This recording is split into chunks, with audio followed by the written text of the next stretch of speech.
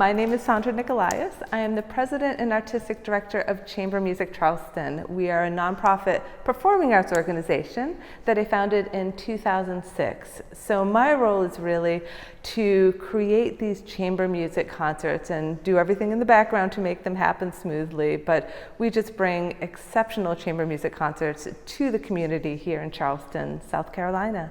I sort of started this in some ways by accident. It wasn't my intent when I went to school. I studied to be a professional musician, but I found that my love was really for chamber music, and here in Charleston they have great concerts during the Spoleto Festival, but for the other 10, 11 months of the year, there wasn't really organized chamber music. So I saw that there was a need here in Charleston, and I did my research and found out how one starts a nonprofit organization, and I sort of put it all together, developed a board, a business plan, fundraising model, and now 20 years later, we are a big, vibrant parts of the arts community here in Charleston. For the very first year, we were very careful that we'd never wanted to overextend ourselves. So we wanted to be as financially strong as possible. We actually raised all of our money for the first season before we started the first concert. So we had confidence in what we were performing. But that first season was only about 5 different concerts.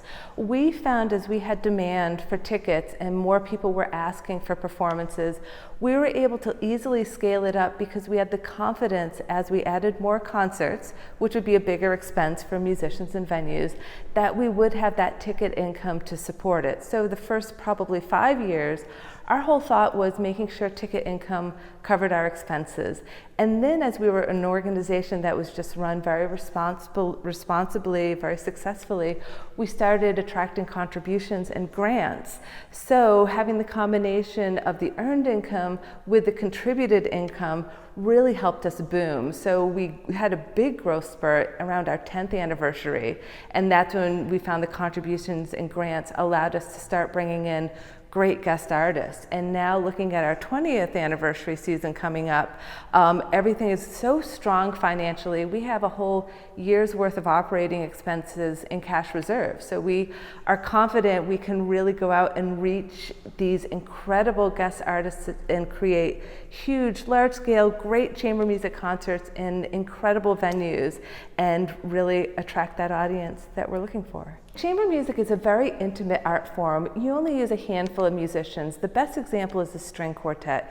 You'll have 2 violins, a viola, and cello. Everyone is responsible for their individual part. Very different than, say, an orchestra where you have 20 violins and 10 cellos on stage. And this is an art form that's purely directed by the musicians performing. So when an audience member is sitting in and experience this concert, they're seeing something incredible happen right in front of them that is so human in nature. It's these 4 musicians putting their hearts and souls into interpreting music by the great masters, Beethoven and Brahms. And this whole experience is so unique. I think you only find it with chamber music.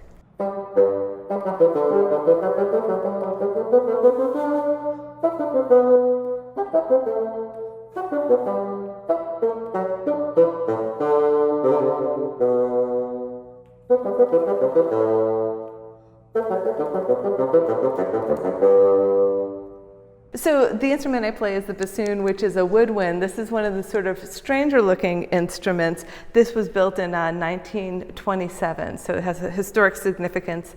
I play on what's called a double reed, so it's 2 bamboo pieces, very thin, that vibrate when I blow into it. So all wind instruments, really you get the sound by just blowing your air in through the reed, it goes through the instrument, and you get a very warm, round tone. Because the bassoon is such a big instrument, this is 1 tube that goes down, wraps around, and comes back out. So it's about maybe 12 feet of a round wood. I think I'm most proud of creating experiences for people that just bring them out of their everyday life. It's life can be challenging. Everyone has their own struggles and things they're going through. And when they step into the door and sit down and hear an hour-long concert of music, being able to give people this sort of reprise, to get out of all their other worries. And it's just so heartwarming when people come up after a concert and they sort of grasp your hand. They say, like, thank you, that was incredible, I so enjoyed this. And everyone, like, they tend to say, this was the best concert. And then they come to the next one, this was the best concert. And I know I'm giving them this joy, which is something we really need.